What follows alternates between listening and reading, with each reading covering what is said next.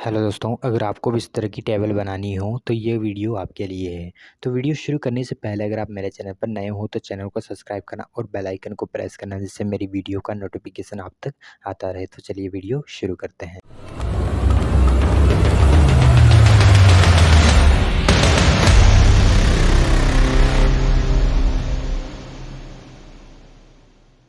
तो सबसे पहले वीएस कोड में आएंगे। वीएस कोड में आने के बाद एक फ़ोल्डर के अंदर एक फ़ाइल क्रिएट कर लेते हैं अपन टेबल के नाम से, table.html।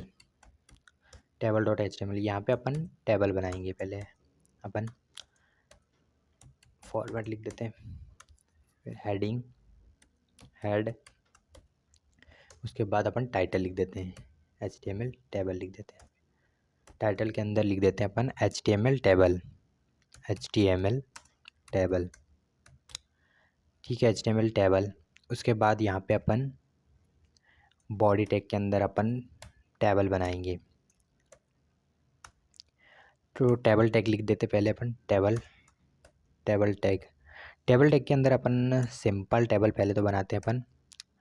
टेबल रो लेते हैं, टेबल रो के अंदर अपन टेबल डेटा लेंगे। पहले टेबल हेडिंग लेंगे पहले, टेबल हेड। इसका फुल फॉर्म टेबल रो होता है, इसका फुल फॉर्म टेबल हेडिंग होता है। Table heading, heading 1, heading 1, heading 2 और हेडिंग 3 लिख देते हैं अपन यहाँ पे। हेडिंग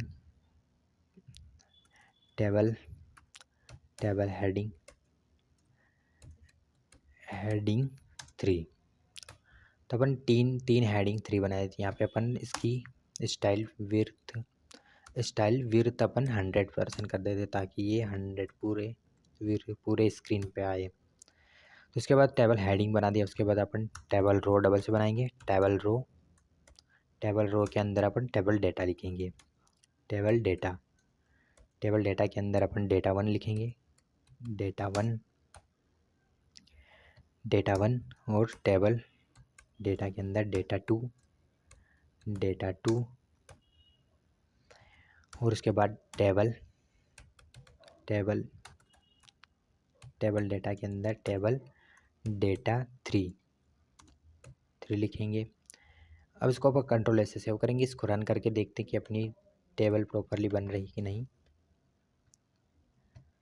तो इसको रन करके देखते हैं तो अपनी ये टेबल प्रॉपरली बन रही, लेकिन इसको अपन स्टाइलिंग करना बाकी है।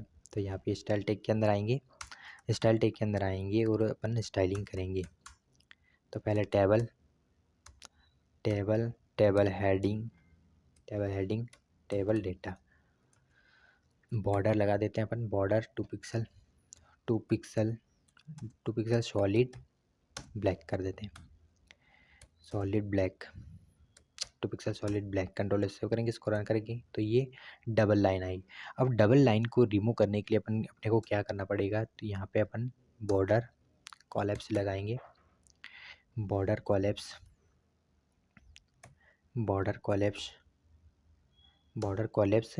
लगाएंगे तो ये एक लाइन रिमूव हो जाएगी। तो ये बॉर्डर अपन इसमें हेडिंग डाल देते हैं ताकि ये अपना टेबल दिखे अच्छा।